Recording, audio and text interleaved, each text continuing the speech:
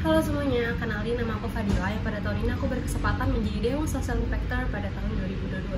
Nah tahun ini DSI 22 itu mengangkat tema mengenai disabilitas. Kalau misalnya teman-teman ingat beberapa pekan yang lalu itu ada kasus yang ramai diperbincangkan, yaitu adanya teman-teman disabilitas yang terdapat permasalahan ketika mereka ingin apply kerja. Nah kalau misalnya menurut opini aku, hal ini tuh menunjukkan bahwa saat ini tuh masih ada diskriminasi terhadap teman-teman disabilitas.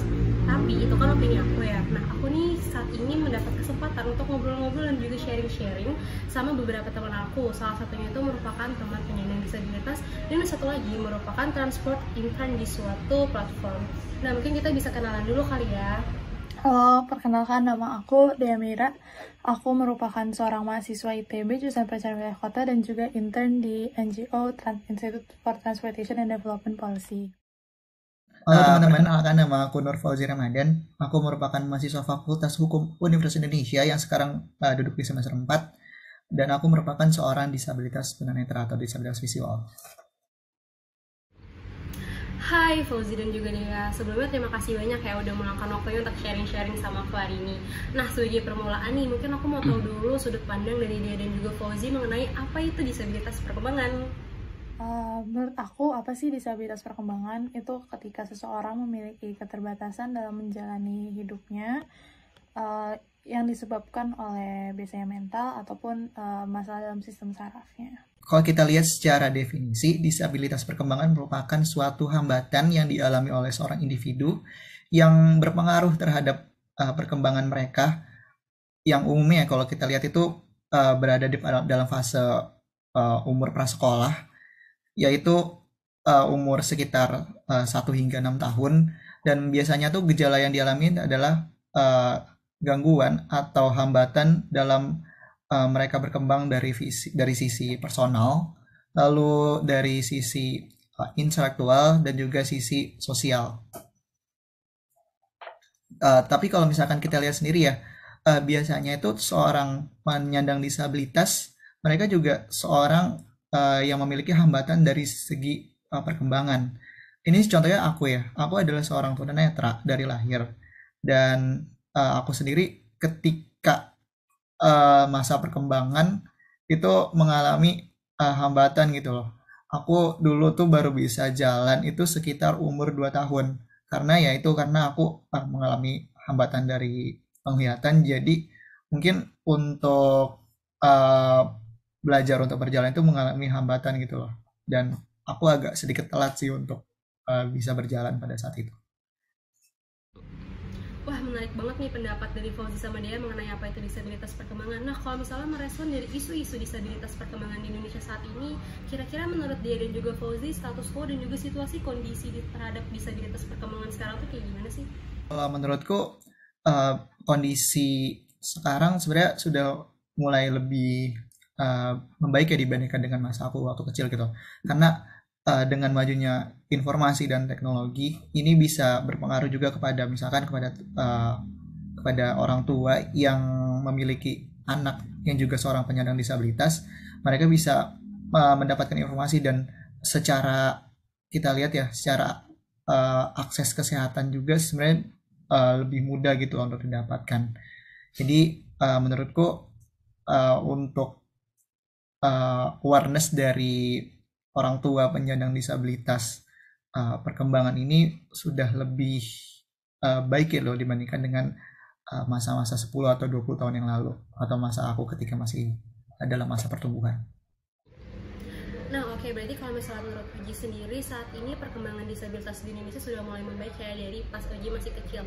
Nah tapi kalau misalnya menurut Uji sendiri kira-kira masih ada nggak sih beberapa kesulitan, dan juga menurut dia ini kira-kira kalau misalnya dari segi transportasi masih ada nggak sih beberapa kesulitan yang dialami oleh para penyandang disabilitas?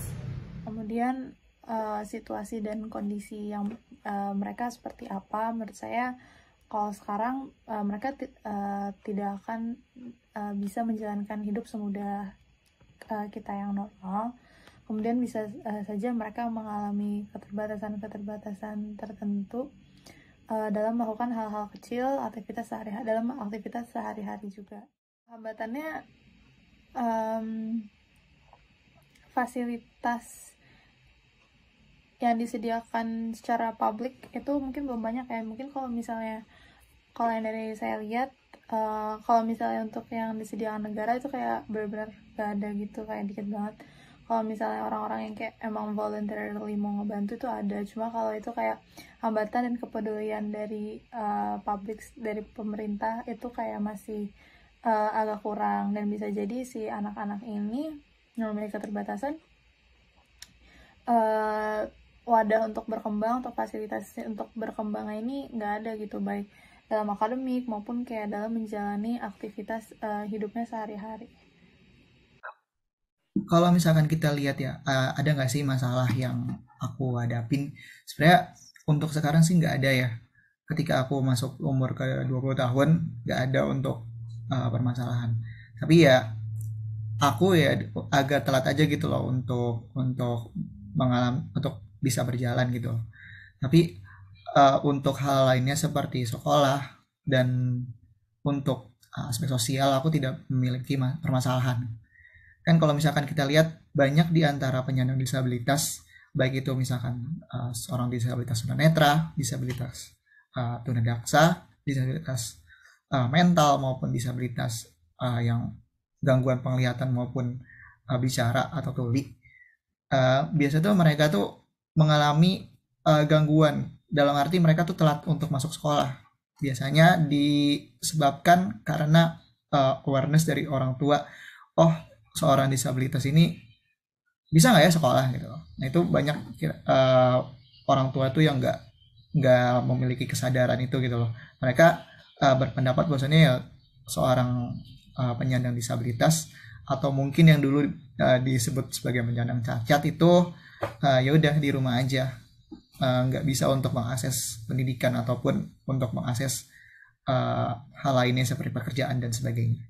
Nah, merespon pernyataan dari Dia dan juga Fauzi nih teman-teman, kira-kira kalau misalnya menurut Dia dan juga Fauzi sendiri terhadap kesulitan-kesulitan yang dialami oleh para penyandang disabilitas, kira-kira apakah teman-teman penyandang disabilitas ini saat ini sudah mampu untuk menyampaikan pendapat dan juga menyuarakan aspirasi mereka?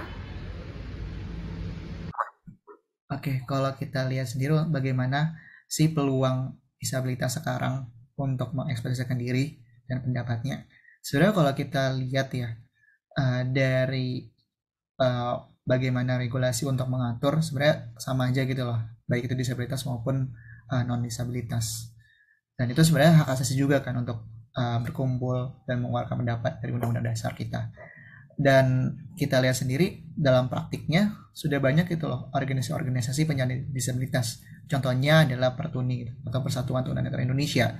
Itu adalah merupakan suatu lembaga di mana perkumpulan tunanetra untuk berkumpul, untuk berproses dan memiliki visi misi untuk memajukan tunanetra di seluruh Indonesia, baik itu dari segi mungkin bagaimana mengakses pendidikan, pekerjaan, maupun untuk bagaimana tunanetra itu bisa berdaya di lingkungan sosialnya. Dan untuk mengeluarkan pendapat sebenarnya sekarang itu sudah mulai mudah gitu ya, tergolong mudah karena dengan majunya teknologi dan ditunjang juga dengan aksesibilitas yang dimiliki oleh beberapa penyedia layanan, sebenarnya sekarang penyandang disabilitas itu terbantu banget gitu. Contohnya seorang tunanetra itu bisa mengakses suatu komputer atau handphone yang dilengkapi oleh screen reader atau pembaca layar.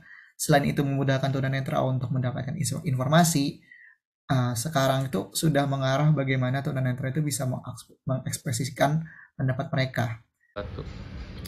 Oh, jadi kalau misalnya menurut Oji itu saat ini untuk menyuarakan aspirasi dari para teman-teman penyandang disabilitas itu sudah mulai membaik ya teman-teman.